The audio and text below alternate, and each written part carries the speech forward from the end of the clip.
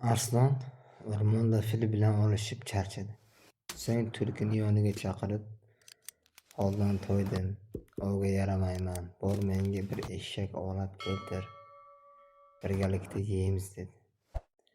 Amringiz bosh ustiga sultonim, turli hiylalar bilan sizga hatto tiriklayin keltiraman deya bir qoyaga tomon yugurdi. Qarasaki, o'tloqda egasiz ozg'in bir eshak yuribdi. Yoniga yaqinlashib quyuq salom berdi va uni avraya boshladi. Bu quruq tekislikda yolg'iz o'zing nima qilyapsan ey do'stim? Shu holimga shukr qilaman, rizqni Alloh beradi, shikoyatim yo'q, kunim o'tib turibdi.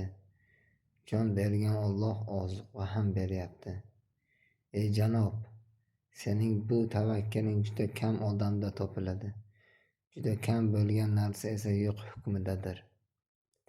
Bu yo'qlik atrofda tentirab yurish ahmoqlik sanaladi. Bu so'zlarni eshitgan eshak takror javob berdi. Gaping to'g'ri emas, shuni bilki, butun yomonliklar ochko'zlikdan kelar. Qanoatdan hech kim o'lmagan, hirsdan esa hech kim sulton bo'lmagan. Tulki eshakning so'zini bo'lib, Alloh insonlarga o'zlari halok etmaslikka buyuradi. Shu quruq qoyalikdan iborat cho'lda sabr qilmoq ahmoqlikdir. Kel o'tloqqa ko'chgin, bilsang u yerda qancha o't-o'lanlar, oqar suvlar bor dedi.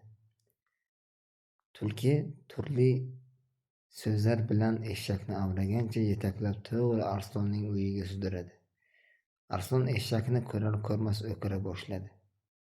Buni eshitgan eshak jon holatda ortga qochdi. Tulki unga yetib olib, "Hoy sodda va go'l maxluq, nega qochyapsan? Eshitilgan tovush sening vahimang, xayolingdir. Endigina maysazorga kelgandik-ku, sen esa qo'rqding, qochding" dedi. Tulki yana ming bir yolg'on bilan eshakni o'ziga ergashtirdi. Arslonning uyiga olib bordi. Arslon eshakning g'ajib qornini to'ydirdi.